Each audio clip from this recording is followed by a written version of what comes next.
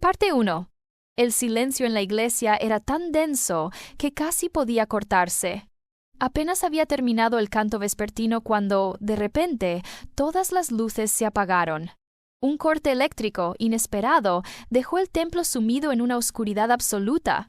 Un murmullo nervioso recorrió a los feligreses. Alguien encendió una vela, otra más brilló cerca del altar, y poco a poco las sombras comenzaron a moverse como fantasmas en las paredes de piedra. Isabel, una de las hermanas más jóvenes del convento, avanzó a tientas buscando una salida. Nunca le había asustado la oscuridad, pero aquella noche la sensación era distinta. Cada paso resonaba en el suelo como si la iglesia entera contuviera el aliento. Y entonces ocurrió. Chocó de frente con alguien. El golpe fue tan inesperado que ambos soltaron una breve risa nerviosa. Era el padre Alejandro, recién llegado al pueblo, con su voz aún marcada por un suave acento andaluz. En medio de la penumbra, tan cerca el uno del otro, un impulso fugaz los venció. Un instante breve, un roce de labios que ninguno había planeado. Después, silencio. Isabel retrocedió de inmediato, con el corazón desbocado. Sintió que el aire se volvía pesado, que aquel momento no debería haber existido. Sin decir palabra, se giró y se alejó apresuradamente hacia el claustro, dejando a Alejandro quieto, con la expresión de quien tampoco entiende lo que acaba de suceder. El murmullo de las velas siguió llenando el templo, pero Isabel ya no escuchaba nada. Su mente repetía una sola pregunta. ¿Había sido un accidente o el principio de algo imposible? Parte 2. Durante los días siguientes, Isabel intentó convencerse de que lo ocurrido en la oscuridad de la iglesia no había sido más que un error, un reflejo del nerviosismo del momento. Sin embargo, cada vez que cerraba los ojos, volvía a sentir aquella proximidad, la respiración tan cerca, el eco de algo que no debía existir. Y lo peor era que no podía ignorar la mirada de Alejandro, una mirada demasiado consciente cada vez que sus caminos se cruzaban. El padre, por su parte, cumplía con sus tareas con aparente calma. Su manera de predicar atraía a todos. Hablaba con sencillez, con ejemplos cotidianos, y conseguía que la gente se sintiera escuchada. Isabel lo observaba desde los bancos, intentando convencerse de que su admiración era puramente espiritual, pero en su interior sabía que había algo más, algo que la inquietaba y la hacía sentir vulnerable. Una tarde, mientras ordenaba los libros de canto en la sacristía, escuchó pasos detrás de ella. Era Alejandro. Hermana Isabel dijo con una voz baja, casi temerosa, ¿puedo hablar contigo un momento? Ella asintió, sin mirarlo, y siguió apilando los libros. El silencio entre ellos era tan intenso que cada segundo pesaba.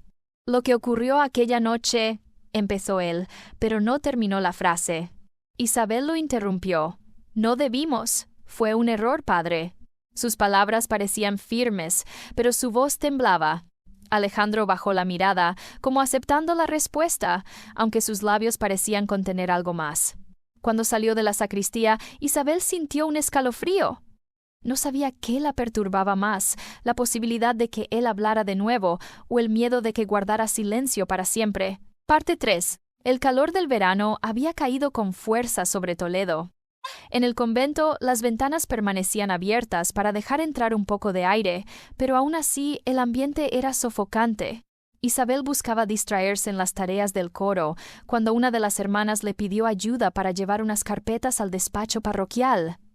Al entrar, descubrió que Alejandro ya estaba allí, revisando documentos. La estancia era pequeña, apenas iluminada por la luz del atardecer que entraba oblicua por una ventana. El silencio pesaba. Alejandro levantó la vista y sonrió con cierta timidez.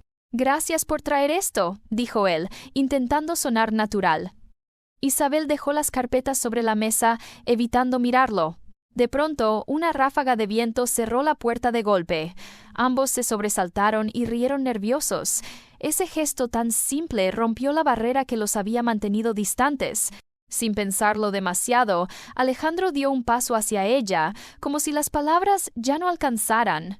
Isabel, sin retroceder, sintió que su resistencia se quebraba. Y entonces ocurrió. Un segundo beso, breve, impulsivo, imposible de disfrazar como accidente. Se separaron casi de inmediato. Isabel apretó los labios, como intentando borrar la huella de lo que acababa de pasar. «No podemos», susurró, con la voz quebrada. Alejandro no respondió. Solo la miró con una mezcla de culpa y deseo contenido. El repicar de las campanas interrumpió aquel instante. Era la señal de la misa vespertina. Isabel salió apresurada, con el corazón desbocado, sabiendo que algo dentro de ella había cambiado para siempre. Mientras cruzaba el claustro, pensaba en una sola pregunta. ¿Quién más había notado ya lo que estaba ocurriendo? Parte 4. Las semanas siguientes se convirtieron en un laberinto de silencios y miradas esquivas.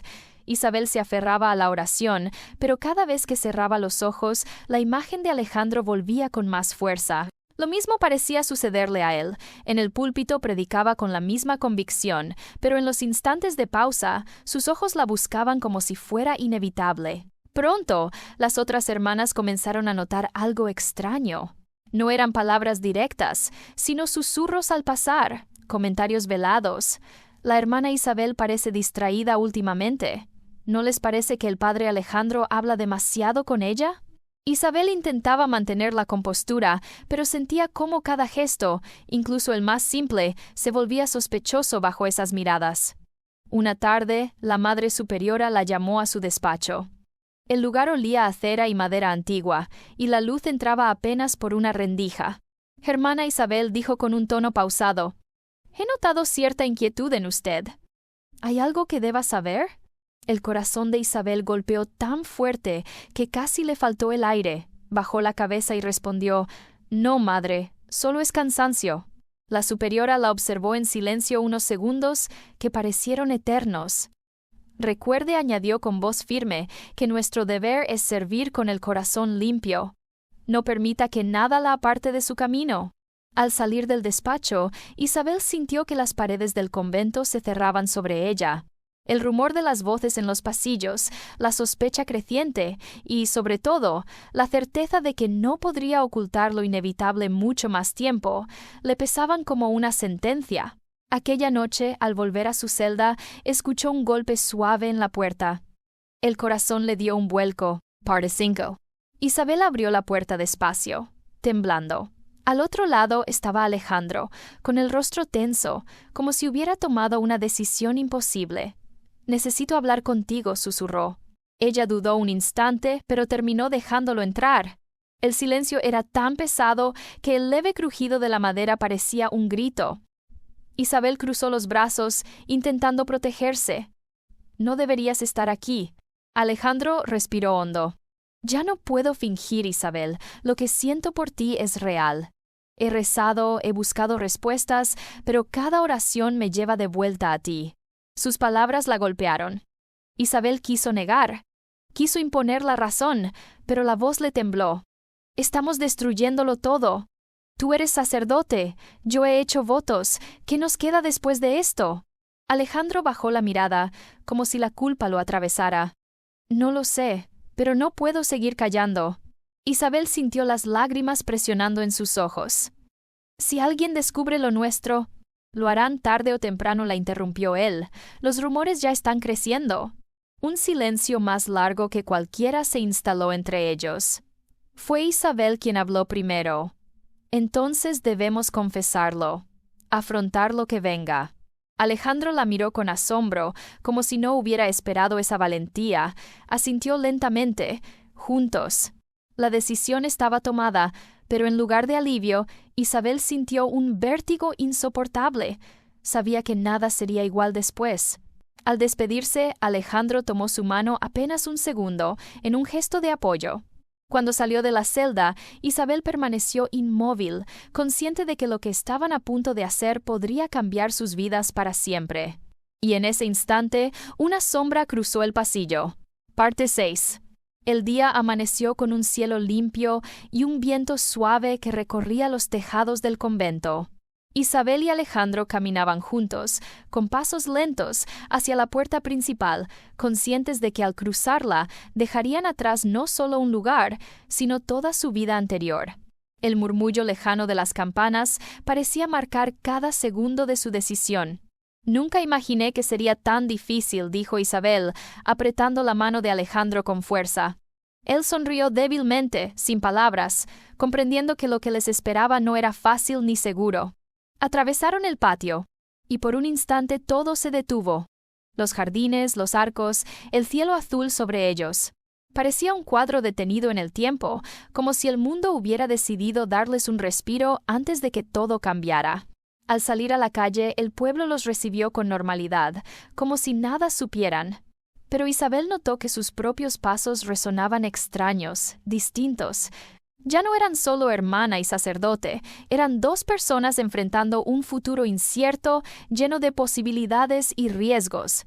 Se detuvieron frente al río que cruzaba la ciudad.